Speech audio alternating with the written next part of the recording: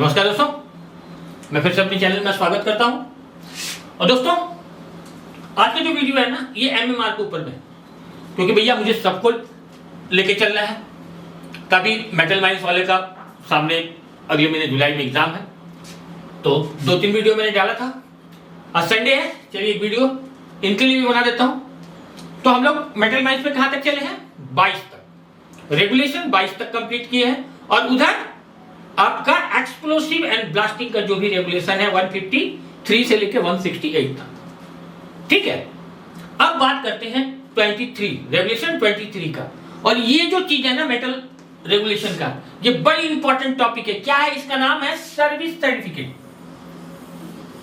ये service certificate ये बड़ी इंपॉर्टेंट रेगुलेशन है। और मेटल माइंस के एग्जाम में अगर आप बैठते हैं तो मान के चलिए कि एक आध क्वेश्चन इससे दाग ही देगा। काफी बड़ा रेगुलेशन है ये। चलिए स्टार्ट करते हैं हम लोग। क्या बोलता है कि बोर्ड में बिना लिखित एग्जाम के मैनेजर सर्टिफिकेट कैसे दे सकता है? क्वेश्चन क्या है? बोर्ड बिना लिखित एग्जाम के मैनेजर सर्टिफिकेट कैसे दे सकता है? कैसे देगा भैया? पहला क्वेश्चन, एज क्या होगा आदमी का? किसका? फील्ड वालों के लिए। ध्यान से दिमाग में रखिएगा, मैं अभी बता रहा हूं फील्ड वालों के लिए। तो अगर फील्ड का कोई व्यक्ति है और वो मैनेजर सर्टिफिकेट हासिल करना चाहता है बिना रिटन एग्जाम के, तो उसका एज क्या होगा? क्या होगा? 35 ईयर। दूसरा, अगर फर्स्ट क्लास मैनेजर सर्टिफिकेट उसको मिलता है तो उसका प्रैक्टिकल एक्सपीरियंस कितना होगा? 8 साल। प्रैक्टिकल एक्सपीरियंस कितना होगा? 8 साल। और अगर वही व्यक्ति अगर second class manager certificate exam लेता है तो उसका प्रैक्टिकल एक्सपीरियंस कितना होना चाहिए? 6 साल। यानी फील्ड वाला व्यक्ति अगर बिना रिटन एग्जाम के मैनेजर सर्टिफिकेट हासिल करता है तो उसका एज कितना होना चाहिए? 35 ईयर। फर्स्ट क्लास मैनेजर के लिए प्रैक्टिकल एक्सपीरियंस कितना होना चाहिए? 8 साल। और सेकंड क्लास मैनेजर सर्टिफिकेट के लिए एग्जाम एक्सपीरियंस कितना होना चाहिए? 6 साल। ठीक है, चलिए अब बात करते हैं डिप्लोमा होल्डर की। अगर डिप्लोमा होल्डर कोई व्यक्ति है और वो बिना रिटन एग्जाम के मैनेजर सर्टिफिकेट हासिल करना चाहता है तो एज क्या होगा उसका? एज होगा 30 ईयर। और फर्स्ट क्लास मैनेजर सर्टिफिकेट के लिए एक्सपीरियंस कितना चाहिए? 8 साल। और सेकंड क्लास मैनेजर सर्टिफिकेट के लिए कितना होना चाहिए एक्सपीरियंस? 6 साल, 6 ईयर। क्लियर? दोनों में एक्सपीरियंस फर्स्ट क्लास और सेकंड क्लास के लिए, फर्स्ट क्लास के लिए 8 साल, सेकंड क्लास के लिए 6 साल। लेकिन फील्ड वाले के लिए एज चाहिए 35 ईयर और डिप्लोमा वाले के लिए एज चाहिए कितना? 30। ठीक है, चलिए अब बात करते हैं कि बोर्ड बिना लिखित एग्जाम का मैनेजर सर्टिफिकेट देता है तो उसके प्रैक्टिकल एक्सपीरियंस कैसा होगा? क्या है उसका प्रैक्टिकल एक्सपीरियंस? कैसा होगा? कैसा होगा भैया? तो फर्स्ट क्लास मैनेजर सर्टिफिकेट के लिए 8 साल प्रैक्टिकल एक्सपीरियंस में से कितना साल असिस्टेंट मैनेजर और अंडर मैनेजर का होना चाहिए? क्वेश्चन क्या पूछेगा आपसे कि बिना रिटन एग्जाम का मैनेजर सर्टिफिकेट अगर दिया जाता है तो फर्स्ट क्लास मैनेजर सर्टिफिकेट के लिए 8 साल प्रैक्टिकल एक्सपीरियंस में से असिस्टेंट मैनेजर और अंडर मैनेजर का एक्सपीरियंस कितना होना चाहिए? कितना होगा भैया? फर्स्ट क्लास मैनेजर के लिए 3 साल का। और अगर सेकंड क्लास मैनेजर का यही क्वेश्चन पूछ दे कि सेकंड क्लास मैनेजर सर्टिफिकेट के लिए 6 साल एक्सपीरियंस में से कितना ईयर का एक्सपीरियंस आपको असिस्टेंट मैनेजर और अंडर मैनेजर का होगा? तो कितना होगा? 2 ईयर, 2 साल का। ठीक है, चलिए अब आगे बढ़ते हैं हम लोग। अगला क्वेश्चन क्या बोलता है कि बोर्ड बिना लिखित एग्जाम का मैनेजर सर्टिफिकेट अगर माइनिंग इंजीनियरिंग, ध्यान से सुनिए यहां टर्म बदल रहा है, mining engineer, applied zoology, civil, mechanical और इलेक्ट्रिकल इंजीनियर को कैसे देगा?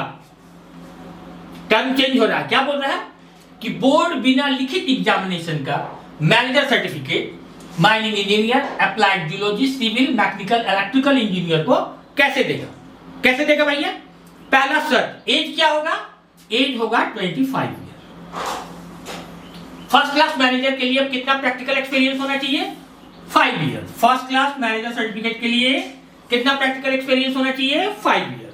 सेकंड क्लास मैनेजर सर्टिफिकेट के लिए कितना एक्सपीरियंस होना चाहिए? 3 ईयर। किसके लिए भैया? तो ये जो प्रैक्टिकल एक्सपीरियंस है बिना रिटन एग्जामिनेशन के लिए, किसके लिए? Mining engineer, applied geology, civil, mechanical और इलेक्ट्रिकल इंजीनियर कैंडिडेट के लिए। क्लियर?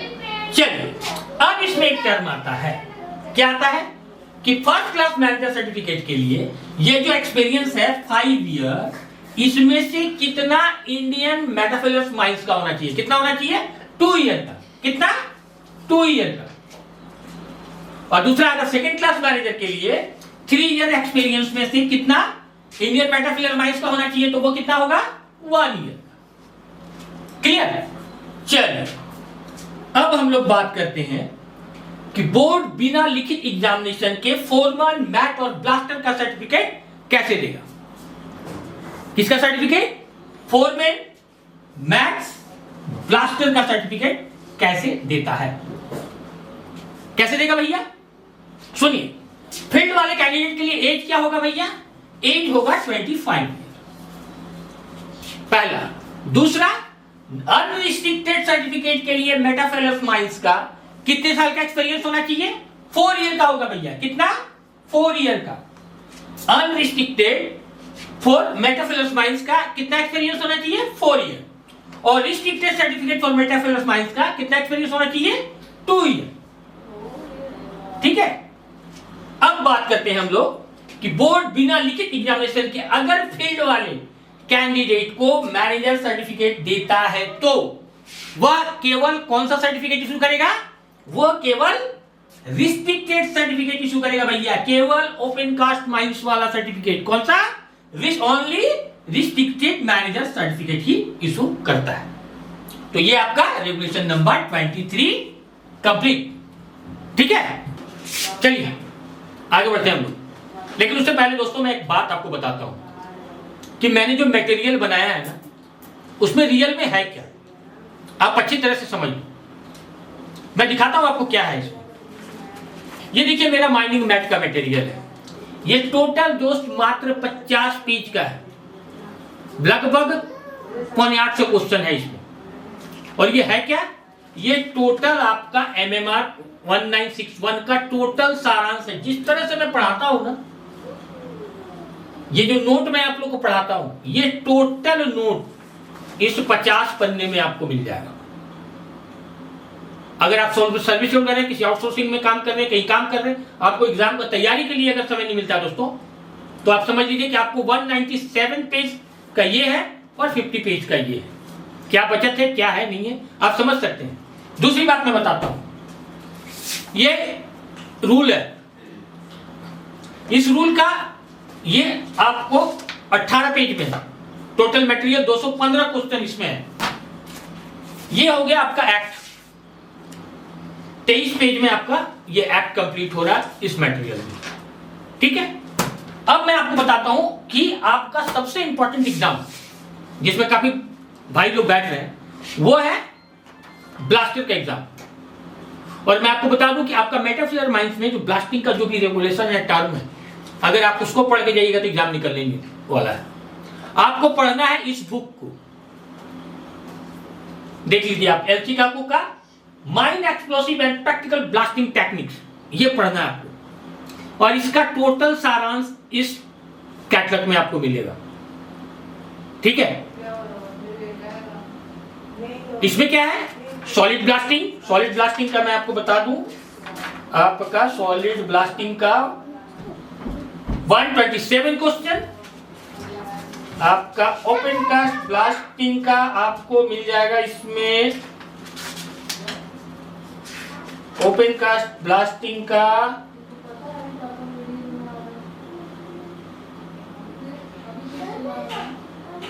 204 क्वेश्चन। ठीक है, और मेटाफिलर्स माइंस का जो रेगुलेशन बेस्ड आपका ब्लास्टर से जो रिलेशन है, रिलेटेड क्वेश्चन है, वो आपको इसमें टोटल मिल जाएगा। ठीक है,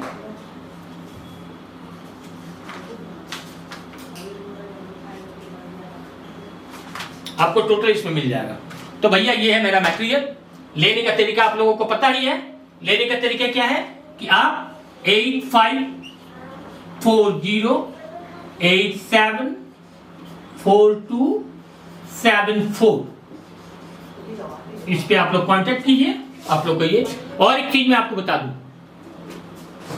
कि ये जो भी मटेरियल है मैं बेच रहा हूं कैसे, हार्ड कॉपी जाएगा बाय द स्पीड पोस्ट। तो आपका एग्जाम अगर 28-29 जुलाई को है तो आप लोग 5-6 जुलाई तक अपना ऑर्डर ले लीजिए, क्योंकि उसके बाद मैं दूंगा भी नहीं, क्योंकि आपके पास पहुंचेगा नहीं, आपका पैसा बेकार, मेरा जो कमिटमेंट है वो बेकार।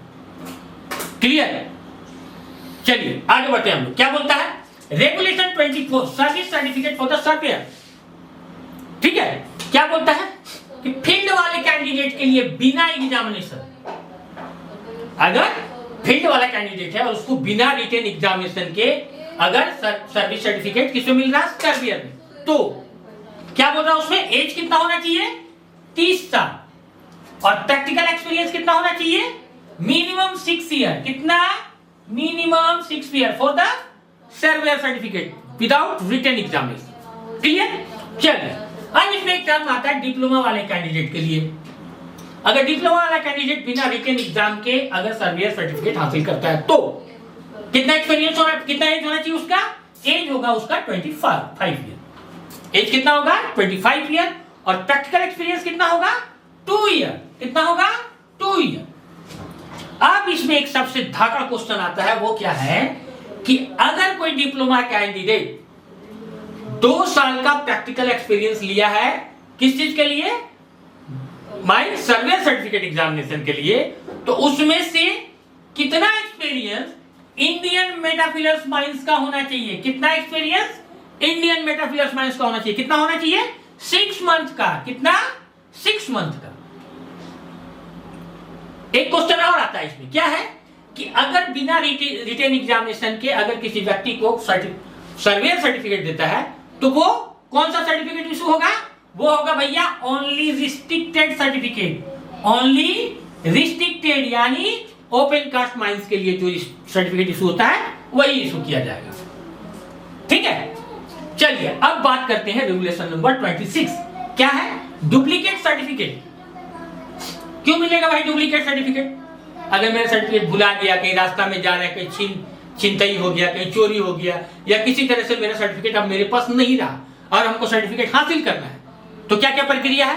पहला, मैनेजर और सर्वेयर सर्टिफिकेट डुप्लीकेट अगर लेना है तो उसके लिए कितना फीस देना होगा भैया, 5 रुपया। कितना, 5 रुपया। और अगर कोई और सर्टिफिकेट लेना है, यानी मैनेजर और सर्वेयर का सर्टिफिकेट छोड़कर बाकी कोई भी डुप्लीकेट सर्टिफिकेट का फीस कितना है, 2 रुपया। कितना, 2 रुपया। मैनेजर और सर्वेयर सर्टिफिकेट जो डुप्लीकेट लेंगे उसका फीस कितना है, 5 रुपया। और एनी अदर सर्टिफिकेट अगर डुप्लीकेट कोई लेते हैं तो उसका फीस कितना है, 2 रुपया। और सबसे मोस्ट इंपॉर्टेंट क्वेश्चन कि डुप्लीकेट सर्टिफिकेट पे कौन से वर्ड का मुहर लगा रहता है।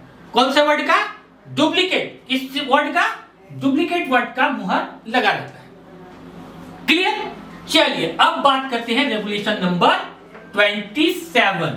क्या है, सर्टिफिकेट टू बी डिलीवर्ड, यानी सर्टिफिकेट हम लोग किसको डिलीवर करेंगे। ध्यान से सुनिए, एक ही क्वेश्चन है, मजेदार क्वेश्चन है। क्या है, फोरमैन में engine driver certificate, blaster GT certificate वाला कैंडिडेट अपना सर्टिफिकेट किसके पास जमा करता है।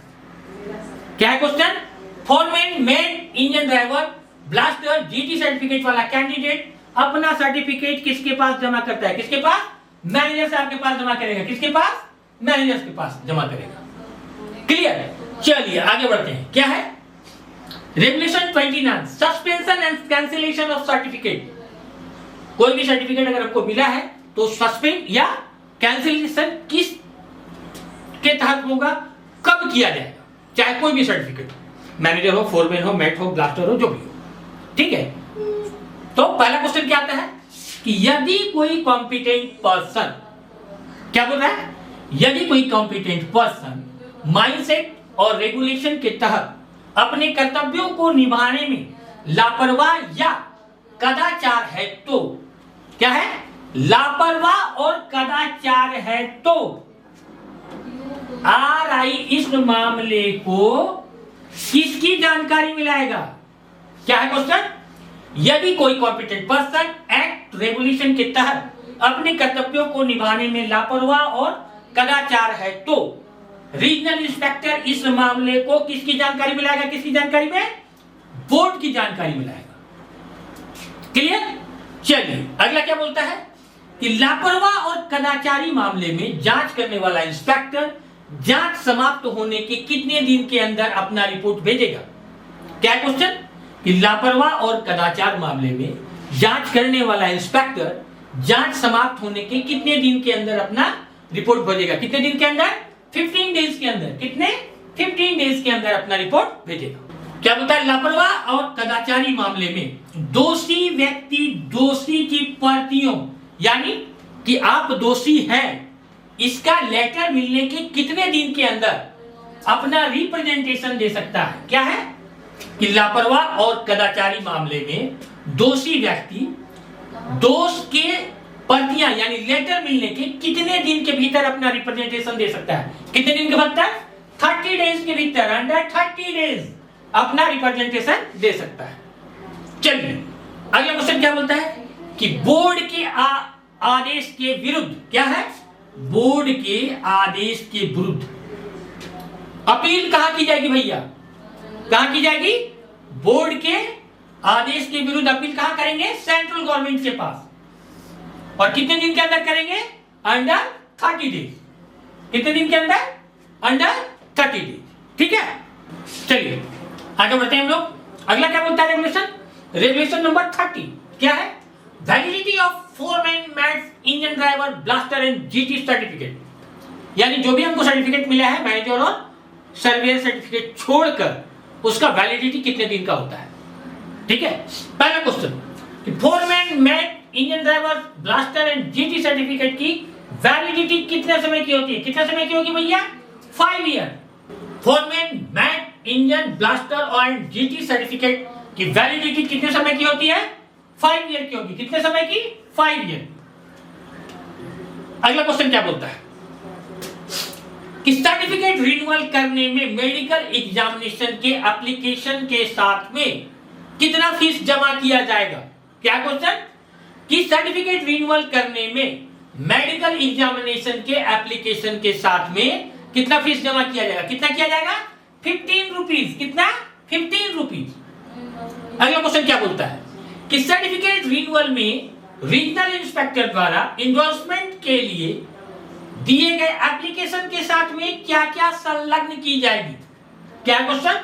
कि सर्टिफिकेट रिन्यूअल करने में आरआई द्वारा इंडोर्समेंट में दिए गए एप्लीकेशन के साथ क्या क्या संलग्न की जाएगी? क्या क्या की जाएगी? फिटनेस सर्टिफिकेट और 5 रुपया फीस। क्या है? फिटनेस सर्टिफिकेट और 5 रुपीज फी। ठीक है, चलिए अगला क्वेश्चन क्या बोलता है कि retirement age for manager and official क्या होगी? मोस्ट इंपॉर्टेंट क्वेश्चन है। Retirement age for manager and official क्या होगी? क्या होगी भैया? 60 ईयर। कहां से? रेगुलेशन 31 की retirement age for manager and officials क्या होगी?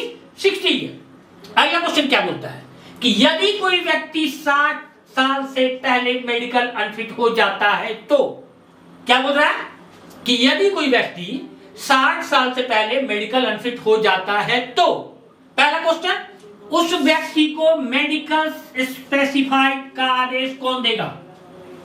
क्या है पहला क्वेश्चन? कि उस व्यक्ति को मेडिकल स्पेसिफाइड का आदेश कौन देगा? कौन देगा?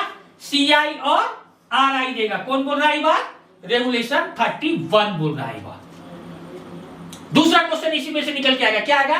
कि वह व्यक्ति मेडिकल स्पेसिफाइड कितने दिन के अंदर देगा? कितने दिन के अंदर देगा भैया? Not more than 3 month. कितने? Not more than 3 month. कौन बोल रहा है? रेगुलेशन 31 बोल रहा है। फॉर्म बी रजिस्टर कौन दे सकता है? बड़ा इंपॉर्टेंट क्वेश्चन है मेटल माइंस का। क्या बोल रहा है कि फॉर्म बी रजिस्टर कौन दे सकता है? कौन दे सकता है? Authorised representative inspector and mine officers. कहां से बात? रेगुलेशन 31 से। तो दोस्तों आज हम लोग क्या किए? रेगुलेशन 23 से लेके 31 तक, 31A तक पर हम लोगों ने चर्चा किया। मैं कोशिश करूंगा कि आपके एग्जाम रहते हुए ज्यादा से ज्यादा मैं कोर्स को कंप्लीट करूं, और अगर मैं नहीं कर सका तो मेरा मटेरियल है, आप उसका भी इस्तेमाल कर सकते हैं दोस्तों। अगर मुझे टाइम मिला तो मैं वादा करता हूं कि आपका कोर्स जरूर कंप्लीट कराऊंगा। आप लोगों से पुनः गुजारिश करूंगा कि मेरी हिम्मत को बढ़ाते रहिए दोस्तों। मेरे चैनल को सब्सक्राइब कीजिए, शेयर कीजिए, दोस्तों को बताइए, ठीक है। फिर मिलते हैं, धन्यवाद।